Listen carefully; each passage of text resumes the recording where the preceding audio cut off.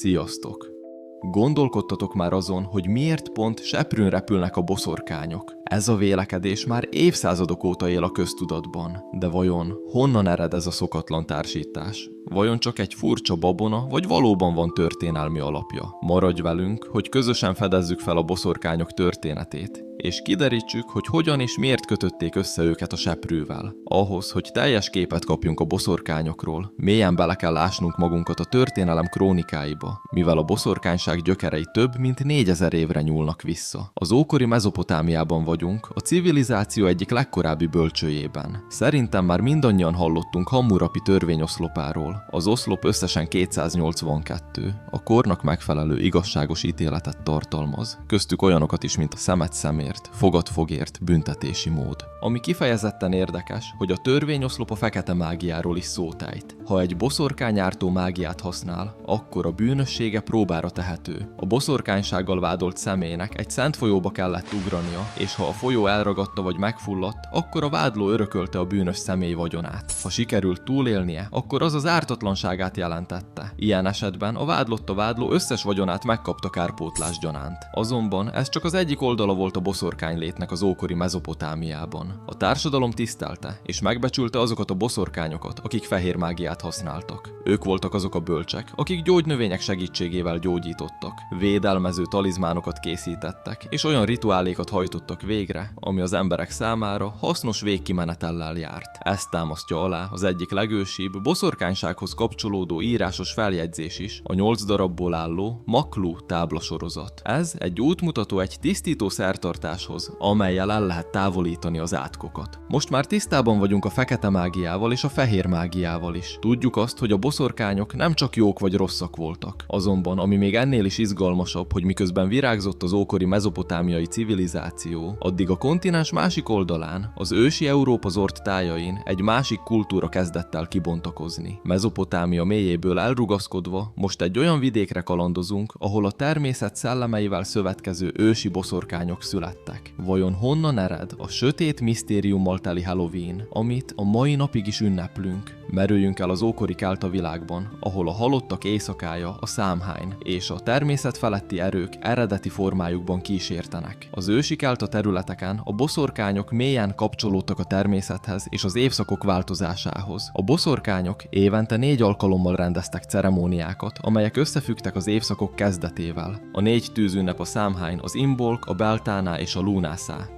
A Samhain volt a legjelentősebb, amit október 31-e és november 1-e között ünnepeltek. A Samhain a betakarítási időszak végét és a tél kezdetét jelölte. Az aratási munkálatokat befejezve az emberek a boszorkányok iránymutatásával hatalmas tüzeket gyújtottak, szarvasmarhákat áldoztak, sört ittak és éjt-nappallá téve ünnepeltek. A kelták úgy tartották, hogy a fátyol az élők és a holtak világa között pont ebben az időszakban a legvékonyabb, így a világok közötti határ áttörhető. Különböző felajánlásokkal tisztelektek a túlvilági lényeknek, valamint az emberek állatoknak és szörnyeknek öltöztek, hogy véletlenül se ragadhassák el a lelküket. A keltaföldek boszorkányait a bölcsesség és a természet védelmezőiként tisztelték. A szertartásaik és a tudásuk elengedhetetlen volt a lakosság számára, és a szerepük meghatározó volt a közösségen belül. Azonban az évszázadok alatt a kelta boszorkányok megbecsülése lecsökkent, és a középkor sötét árnyai üldözendő démoni lényekké kiáltotta ki őket. Vajon mi történhetett? Mikor és miért alakultak ki azok a manapság is ismert és rettegett legendák? Mielőtt ezt megválaszolnánk, ideje tovább lépnünk, de most egy melegebb, egzotikusabb vidékre utazunk, ahol az óceán hullámai és a trópusi szél zúgása őrzi a boszorkányok mágiáját. Remélem készen álltok megismerni a voodoo misztikus hatalmát, ami a Karib térség rejtelmes szigetein bontakozott ki a 16. században. A 15. század végén és a 16. század elején az európaiak, elsősorban a spanyolok elkezdték felfedezni és meghódítani az új világot. Kolumbusz Kristóf 1492-es útja, amely során a Bahama-szigetekre érkezett, új korszakot nyitott a történelemben. A spanyolok hamar rájöttek, hogy a Karib térség természeti erőforrásokban gazdag, így lehetőséget nyújt a gyors meggazdagodásra. Az európaiak rengeteg afrikai rabszolgát szállítottak a Karib-szigetekre, hogy a cukornád család, dohány és más ültetvényeken dolgoztassák őket kényszermunkásként. Az afrikaiak megérkezésével az ősi spirituális hagyományok összefonódtak az európai hiedelmekkel, és a karib boszorkányság különféle formákat öltött, de a központi szerepet a voodoo kapta.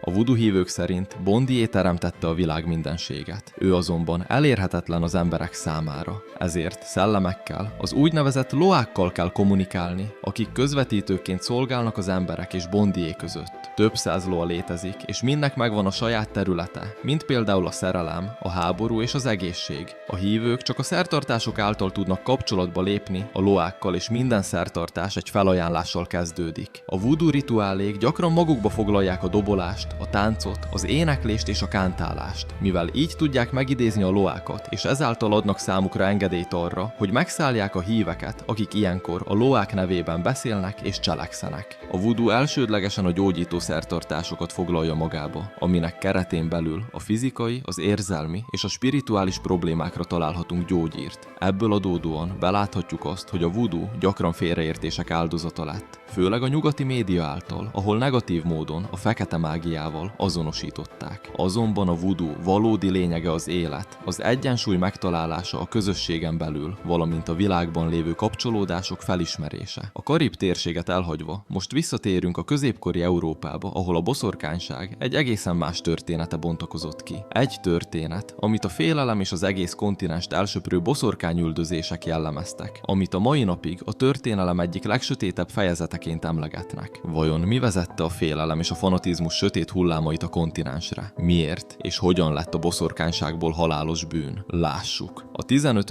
és a 17. század közötti boszorkányüldözések nem egyik napról a másikra kezdődtek. Az egyház hatalmas befolyása alatt a boszorkányságot eretnekségnek tekintették, amitől félteni kellett az emberek lelkét. 1484-ben 8. Ince pápa egy rendeletben teljes hatalmat adott a bíróknak, az úgynevezett inkvizítoroknak, hogy a boszorkányokat perbe fogják, valamint az összes pap számára utasításba adta, hogy világosítsák fel a népet a boszorkányüldözések fontosságáról. Továbbá 2 évvel később, 1486-ban megjelent a 2 domonkos rendi szerzetes által írt Boszorkánypörőgy című könyv. Habár a könyvre nem kaptak engedélyt a Kölni Teológiai Egyetemtől, mégis sikerült megjelentetniük. A könyv rendszerezte a boszorkányokkal kapcsolatos tudnivalókat, és határozottan felszólította az embereket a boszorkányok üldözésére. A rendeletnek és a könyvnek köszönhetően drámai módon megnőtt az üldözések száma, és kegyetlen büntetéseket sürgettek az eretnekséggel vádolt személyek ellen. A középkori Európában a politikai és vallási vezetés szoros kapcsolatban állt egymással, így a vezetés számára kellemetlen eseményeket mindig a boszorkányok számlájára írták. A betegségekért, a természeti katasztrófákért, az akkori tudomány által megmagyarázhatatlannak vélt jelenségek miatt mindig a boszorkányokat hibáztatták. Ez tömeghisztériához és az elnyomottak üldözéséhez vezetett a népen belül. A boszorkányüldözés áldozatai leginkább a nők, a szegények és az idősek voltak.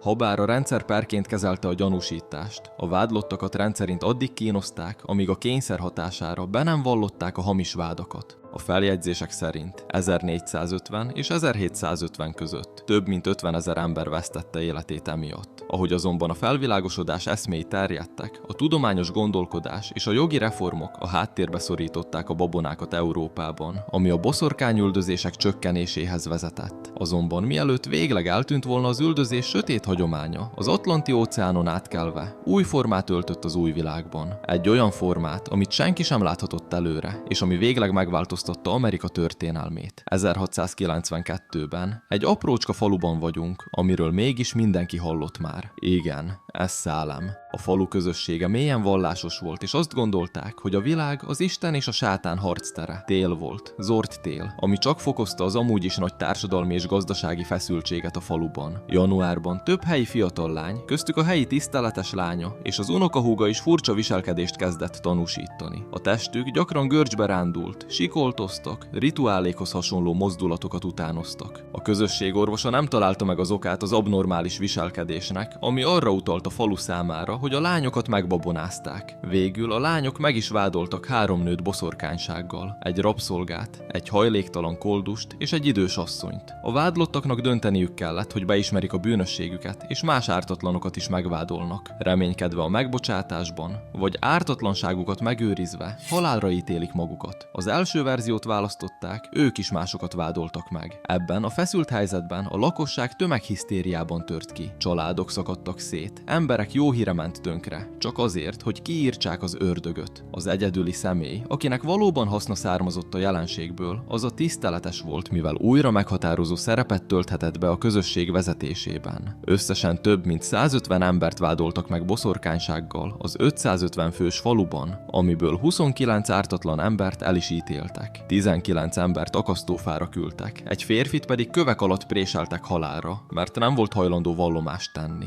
Csak a kormányzó beavatkozásának köszönhetően fejeződött be a boszorkányüldözés Szálemben. Ez az eset örökre beírta magát az amerikai történelembe, mint emlékeztető a tömeghisztéria, az igazságtalanság és a bizonyítékok nélküli vádaskodás veszélyeire. Ezen túlmenően rávilágít arra, hogy mennyire fontos a jogállamiság és a törvényszerű, igazságos eljárás. Szálem komor utcáit magunk mögött hagyva, 100 évet ugrunk előre az időben, hogy egy új korszak kibontakozásának legyünk szemtanúi. A boszorkányüldözések megszűntek.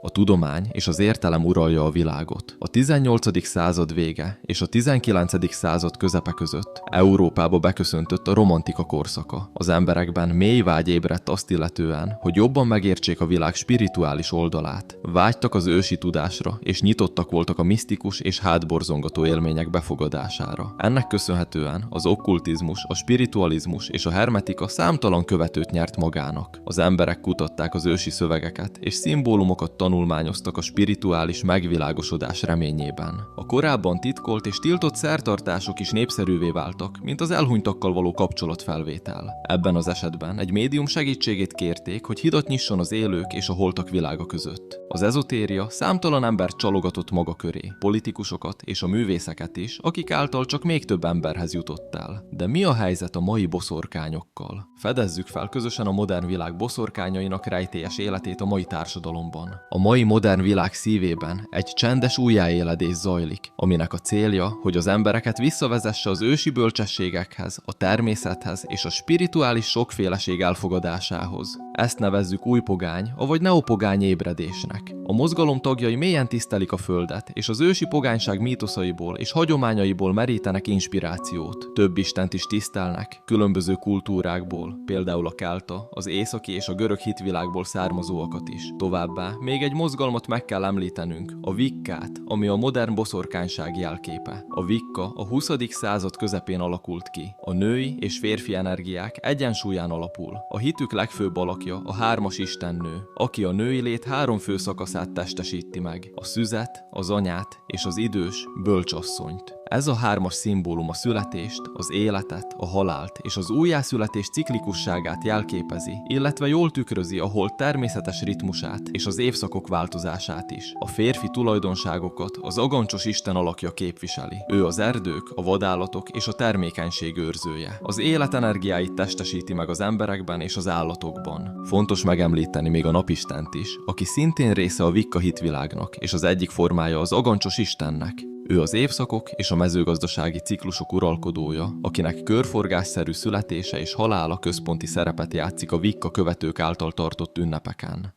Az utazásunk végéhez érkeztünk, és most már csak egy kérdés maradt megválaszolatlanul. Mégpedig, hogy vajon miért pont seprűn repülnek a boszorkányok? Tudnunk kell azt, hogy a seprűt a kezdetektől fogva elsősorban a nőkkel hozták kapcsolatba. Elvégre egy minden háztartásban jelenlévő tárgyról beszélünk, és a takarítás egyik legősibb szimbóluma. Szóval azt gondolhatnánk, hogy ez az elsődleges oka. Azonban ennek ellenére egy férfi volt az, aki először vallotta azt magáról, hogy ő boszorkány és egy seprűnyélen szokott repülni. Ez a férfi ráadásul pap volt. Természetesen a vallomását több napig tartó kínzások után tette meg, és azért került a bíróság elé, mert bírálta az egyház boszorkányokra vonatkozó intézkedéseit. A legelső boszorkányokat seprűn ülve ábrázoló képek 1451-ben jelentek meg. Ha jobban megnézzük a képeket, láthatjuk, hogy mindketten fejkendőt viselnek, ami alapján valdensekként azonosíthatjuk őket. A valdens az egy 12. században alapított keresztény szekta volt, amit a katolikus egyház eretnek szeretneknek minősített, mivel megengedték, hogy nők is papok lehessenek. Több tudós szerint a boszorkányok és a seprű közötti kapcsolat a termékenységi rituálékban gyökeredzik, amelynek során a vidéki gazdák a telihold fényében, rudakon, vasvillákon vagy seprűkön ugrándoztak és táncoltak, hogy elősegítsék a termés növekedését. Ez a hagyomány a seprűtánc, és ez keveredett össze azokkal az általános beszámolókkal, amik szerint a boszorkányok éjszakánként az égen szoktak repülni, mivel tiltott találkozókra és orgiákra járnak. A 17. századtól kezdve egyre gyakoribbá váltak azok a beszámolók, amelyek szerint a boszorkányok seprűvel repülnek ki a kéményből éjszakánként. Így a népi legendák is átvették ezt a képet, és a mai napig velünk van ez a téves elképzelés. Ezzel elérkeztünk a boszorkányok sötét történetének lezárásához. Nem szabad elfelejtenünk, hogy a boszorkányság nem csupán a varázsigékről vagy a rituálékról szól. Sokkal inkább a világ rejtelmeinek befogadásáról, a természettel való összhangról és a bennünk nyugvó tudásvágyról, ami mindannyiunkban ott rejlik.